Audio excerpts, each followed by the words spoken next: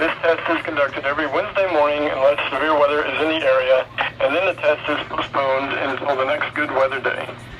There is no severe weather in the area at this time. Repeating once again, this is a test of the NOAA Weather Radio Warning Alarm System.